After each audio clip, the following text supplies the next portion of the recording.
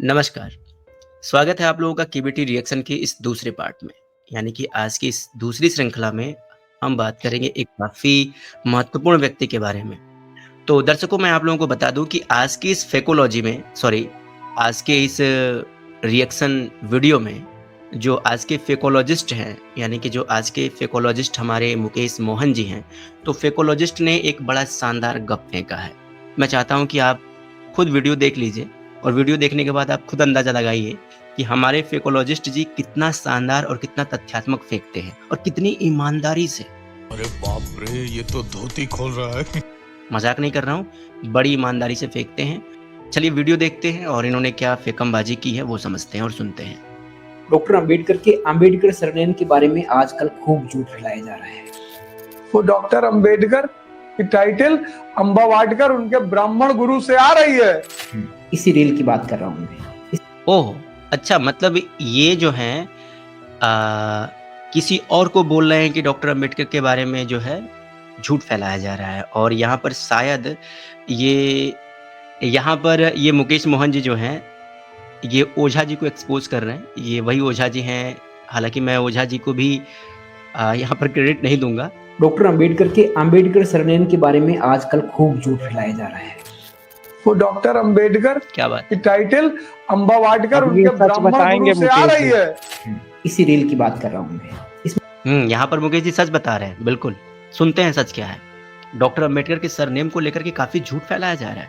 में ये समझाने की कोशिश की जा रही है कि बाबा साहेब को अंबेडकर सरनेम उनके एक ब्राह्मण मास्टर ने दिया था। ये बात टोटली बकवास है। क्या बात है, ये बात टोटली बकवास है। फिर सच क्या है? अब देखते हैं ये प्रमाण क्या देते हैं। ओके, अगर ये बात बकवास है तो प्रमाण क्या देते हैं।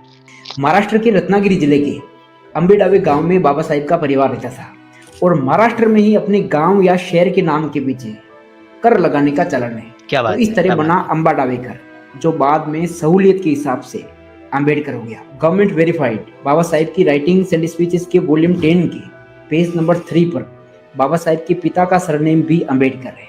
अब बताओ, उनके पिता का सरनेम भी किसी ब्राह्मण ने दिया था? तीसरा, आपको पूरे भारत में अंबेडकर गोत्र का एक ब्राह्मण नहीं मिलेगा।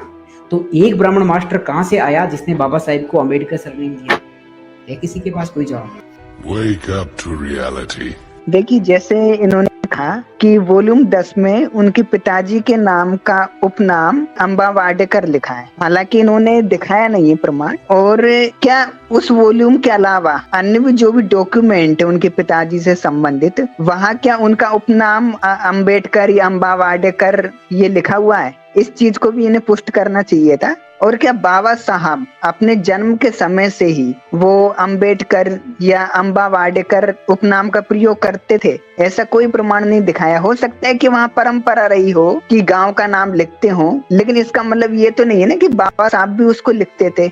लेकिन इन्होंने प्रमाण नहीं दिया, जो बताया उसको वेरीफाई नहीं करवाया किसी से या किसी भी व्यक्ति से उस प्रमाण को दिखाया नहीं। तो ये तो अधूरे प्रमाण है और अधूरे प्रमाण कभी भी किसी भी तथ्य को प्रमाणित नहीं करते। अशोक जी, आपकी क्या टिप्पणी है कि उन्होंने जो प्रोपेगेंडा यहाँ पर फैलाया, जो फेकोलॉजी इन्होंने यहाँ पर रखी है, इस पर आपकी क्या टिप्पणी है? क्या आप भी ऐसा ही मानते हैं जैसा मुकेश मोहन जी ने कहा है? इनकी आप पूरी वीडियो देखेंगे तो इस वीडियो में इन्होंने कोई प्रमाण नहीं दिया, सिर्फ एक प्रमाण दिया वॉल्यूम 10 का, और बाकी उन्होंने 2 क्लेम किए। एक क्लेम ये था कि गांव के आधार पे उनका सरनेम आया। दूसरा क्लेम ये किया कि अगर अंबेडकर सरनेम का कोई और क्यों नहीं मिलता है, ऐसा भी यानी लोग क्लेम करते हैं। तो पहली बात, इनका जो एक मात्र इन्होंने जो प्रमाण दिखाया उसको जांचते हैं। तो वॉल्यूम 10 के जहाँ से प्रमाण दे रहे उसके नीचे नोट में लिखा हुआ है कि ऑथर का नाम पता नहीं है। यानी वॉल्यूम 10 में जो चीज जहाँ से लाइन पकड़ के ला रहे हैं उसके नीचे नोट लिखा हुआ है। तो उस नोट में ये लिखा हुआ है कि जो ऊपर कही हुई बातें हैं उसका कोई प्रमाण नहीं है, ना ही उसका ऑथर है। अब बताइए, जिस बात को कहने वाले का कोई ऑथर ही नहीं है, कोई प्रमाण ही नहीं है, तो उसको ही प्रमाण के रूप में ले रहे हैं। तो ये एक बात तो ये गलत। दूसरी बात ये है, नवयुग एक पत्रिका थी, उस पे साक्षात्कार दिया था। उस साक्षात्कार में उन्होंने स्वयं माना था कि उनका सरनेम एक ब्राह्मण गुरु से आया है। तीसरी बात, अभी एबीपी न्यूज में जो डॉक्टर अंबेडकर के जो ग्रैंडसन है, उन्होंने खुद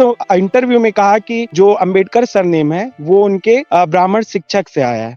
पण आंबेडकर हे आडनाव एका शिक्षकानं दिलं, हा मात्र फॅक्ट असेल किंवा फेक असेल ह्याच्याबद्दल काहीतरी स्पष्टीकरण द्यावं लागेल। ते नेमकं काय आहे?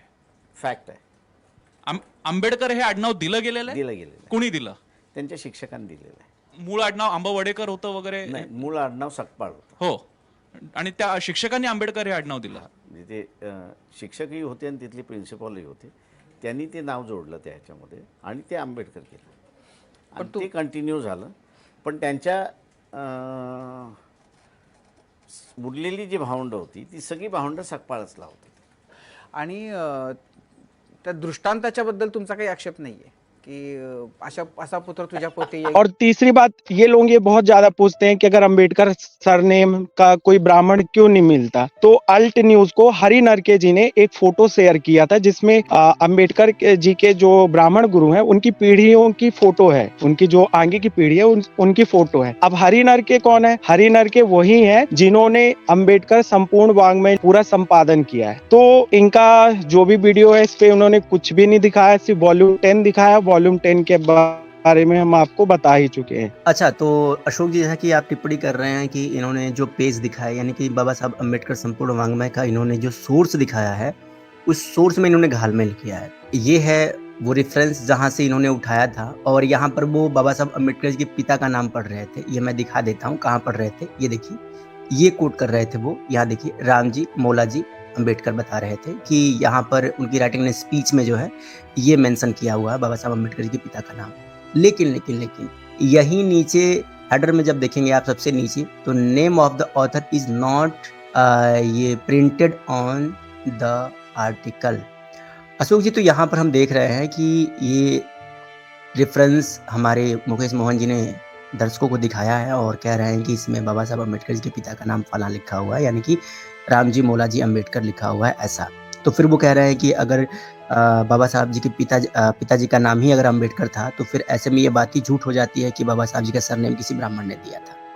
तो यहाँ पर जो आप एक ग्लीच की बात कर रहे हैं, जो आप एक रेफरेंस की बात कर रहे हैं कि इनकी रेफरेंस में कुछ संदेह है, तो उस संदेह के ऊपर मैं चाहूँगा कि आपकी टिप्पणी हो जाए कि क्या और कैसा संदेह उत्पन्न होता है यहाँ। जी, इन्होंने जो वॉल्यूम 10 का आर्टिकल दिखाया तो उसमें देखिए साफ नीचे लिखा हुआ है, the name of author is not printed in this article. जिस आर्टिकल का ऑथर ही नहीं पता, उसका सोर्स ही पता नहीं, तो उसको कैसे आप प्रमाण के रूप में मान सकते हैं? तो एकमात्र जो इन्होंने प्रमाण दिखाया वॉल्यूम 10 का, वो तो खत्म हो गया, क्योंकि इसी वॉल्यूम 10 में नोट में लिखा है कि ऑथर का कोई अता पता नहीं। अच्छा अशोक जी, ये जो रेफरेंस अभी हमारी स्क्रीन पर डिस्प्ले हो रहा है, इस एविडेंस पे आप क्या कहना चाहेंगे? उनका एक और झूठ हमें दिखाई दे रहा है, जो कि स्पष्ट रूप से उन्होंने यहाँ भी चेरी पिकिंग करने का प्रयास किया है, मूल रेफरेंस से भी चेरी पिकिंग करने का प्रयास किया है। तो यहाँ पर इस रेफरेंस के हवाले से आप क्या बताना चाहेंगे? जी, ये धनंजय कीर जी की किताब है। ये धनंजय कीर जी ने बाबा साहब की सबसे ऑथेंटिक बायोग्राफी लिखी थी। इस बायोग्राफी में इन्होंने स्पष्ट बताया था कि बाबा साहब का जो सरनेम है उनके ब्राह्मण गुरु से उन्हें मिला हुआ था। कि ये बायोग्राफी लिखने के बाद बाबा साहब का धनंजय कीर जी ने इंटरव्यू भी लिया था। और सबसे बड़ी बात ये बायोग्राफी बाबा साहब के जीवन काल में ही पब्लिश हो गई थी। ऐसा नहीं है कि उनके बाद पब्लिश हुई, तो उनके जीवन काल में ही पब्लिश हुई। और इससे भी बड़ी बात यह है कि दो बायोग्राफर हैं, खैर मोड़े, और बाबा साहब का जो बायोग्राफी है वो दो लोगों ने लिखी थी, खैर मोड़े और धनंजय कीर। ये दोनों सबसे ऑथेंटिक है। इनके दोनों के रेफरेंस अंबेडकर संपूर्ण वाङ्मय में लिया गया है। जो वॉल्यूम 10 दिखा रहे थे ना, उसी वॉल्यूम 10 को लिखने के लिए, यानी जितने भी वॉल्यूम है उसमें इनके रेफरेंस लिए गए हैं, इसलिए हम इसको झुटला नहीं सकते। और ये किताबें जो है बाबा साहब के जीवन काल में ही पब्लिश हुई थी। अच्छा, तो अशोक जी, आप ये कहना चाहते हैं कि यहाँ पर मुकेश मोहन जी ने जो रेफरेंस दिखाया था संपूर्ण वाङ्मय खंड 10 का, तो खंड 10 में उन्होंने एज ए रेफरेंस उन्होंने ये कोट किया कि बाबा साहब अम्बेडकर जी के पिता का जो नाम था उसमें अम्बेडकर सरनेम ऑलरेडी लगा हुआ था। लेकिन यहाँ पर जो बाबा साहब अम्बेडकर जी की जो बायोग्राफी लिखने वाले धनंजय कीर हैं, तो धनंजय कीर जी ने, जैसा कि आपने बताया कि उन्होंने बाबा साहब का इंटरव्यू लिया था, और धनंजय कीर का जो बायोग्राफी था वो बाबा साहब अम्बेडकर के जीवित रहते ही पब्लिश या प्रकाशित भी किया गया था।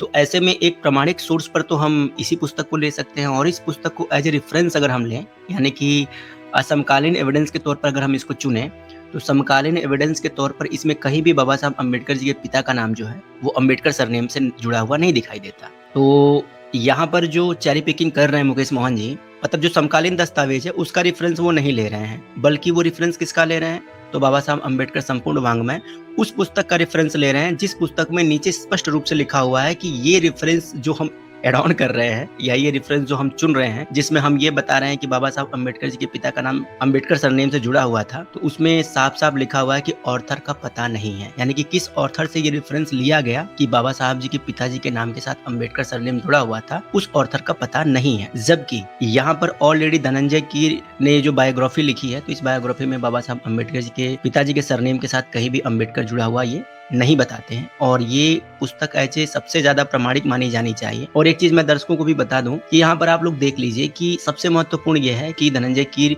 एक ऐसे व्यक्ति हैं जो बाबा साहब के समकालीन थे। बाबा साहब के साथ उन्होंने उनका इंटरव्यू भी लिया था, और जो उन्होंने पुस्तक लिखी वो बाबा साहब अम्बेडकर के समय में ही प्रकाशित भी की गई। तो ये सबसे बड़ा प्रमाण माना जाना चाहिए बाबा साहब अम्बेडकर के परिप्रेक्ष्य में। अभी कुशवाहा जी आगे एक और एविडेंस है, उसको भी दिखाते हैं। जी अशोक जी, इसको थोड़ा एक्सप्लेन करिए। जैसा कि आपने कहा कि एक और एविडेंस है, तो इस एविडेंस को भी हम थोड़ा सा समझ लेते हैं। ये बाबा साहब ने एक इंटरव्यू दिया था नवयुग पत्रिका को 1947 में, तो उसपे उन्होंने स्वयं कहा था कि मेरा जो सरनेम है वो एक ब्राह्मण शिक्षक से मिला हुआ है। तो ये तो सबसे बड़ा प्रमाण है। मतलब आप ये बता रहे हैं कि बाबा साहब अम्बेडकर जी ने खुद एक इंटरव्यू में ये बात स्वीकार की थी कि उनको ये जो सरनेम मिला हुआ है अम्बेडकर, वो उनके ब्राह्मण गुरु से मिला हुआ है। आप ऐसा कहना चाहते हैं? जी बिल्कुल बिल्कुल बिल्कुल। क्या बात है, फिर तो मुकेश मोहन जी का तो दावा फिर पूरा का पूरा थोथा साबित हो गया। ये तो फुली एक्सपोज हो गए। मतलब यहाँ पर तो मुकेश मोहन जी का प्रोपेगेंडा पूरी तरह से ध्वस्त हो जाता है, क्योंकि बाबा साहब अगर खुद ही एक्सेप्ट कर रहे हैं कि उनको जो सरनेम मिला हुआ है वो उनके ब्राह्मण गुरु से मिला हुआ है, तो फिर बाबा साहब के अगेंस्ट जाके बात करना, बाबा साहब के विरुद्ध जाके बात, मतलब अशोक जी यहाँ पर जब बाबा साहब ने खुद ये स्वीकार कर लिया है कि मुझे जो सरनेम मिला है वो मेरे ब्राह्मण गुरु से मिला है,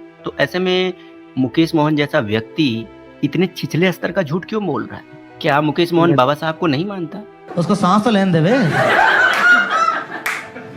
मैं फिर नहीं समझ पा रहा हूँ कि मुकेश मोहन का यहाँ पर उद्देश्य क्या है। मुकेश मोहन इतने छिछले स्तर का झूठ बोल भी क्यों रहा है? यहाँ पर बड़ी महत्वपूर्ण बात यह है कि हमने कुछ एविडेंसेस को देखा। इन सभी एविडेंसेस में उन्होंने एक एविडेंस प्रेषित किया और उन्होंने कहा कि संपूर्ण वांग्मय में जो है, संपूर्ण वांग्मय खंड 10 में जो है बाबा साहब जी के पिता का नाम अम्बेडकर दिया हुआ है, लेकिन ऑथर नदारत है। यानी कि किस ऑथर से एज ए रेफरेंस उसको इंक्लूड किया गया वहां पर उसका मेंशन नहीं है। यानी कि ऑथर गायब है, बस उसको रेफरेंस उठा लिया। जिसको ऑथर गायब है उसका रेफरेंस उठा लिया, और जो प्रमाणित ऑथर है, सपोज करिए कि धनंजय कीर की हम बात कर रहे हैं, या यहाँ पर खुद बाबा साहब अपने वक्तव्य में इस बात को स्वीकार कर रहे हैं कि भाई मुझे मेरा सरनेम मेरे ब्राह्मण गुरु से मिला। तो जब बाबा साहब खुद इस चीज को मान रहे हैं, खुद इस चीज को स्वीकार कर रहे हैं, तो इसमें इतना प्रोपेगेंडा फैलाने की क्या ही आवश्यकता है?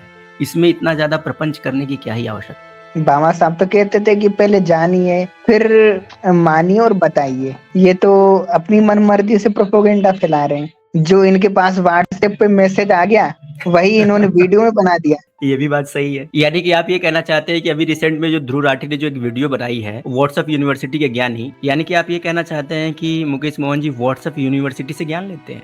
वाह क्या सीन है। According to Dhruv Rathee. क्या बात है, मजा आ गया भाई। खत्म, bye bye, tata, goodbye, गया। अशोक जी, तो ये मैं समझता हूँ कि ये जो एविडेंस है, यानी कि यहाँ पर जो बाबा साहब की खुद की जो स्वीकृति है कि उनको उनका सरनेम कहाँ से मिला, तो मुझे लगता है कि इससे बड़ा प्रमाण और कुछ हो नहीं सकता। अब मैं आपसे एक सवाल और पूछूंगा कि इस प्रमाण के बाद मुझे नहीं लगता है कि किसी को कोई शक और संदेह रह जाएगा कि बाबा साहब अम्बेडकर को अम्बेडकर सरनेम कहाँ से और किसने दिया और कैसे मिला।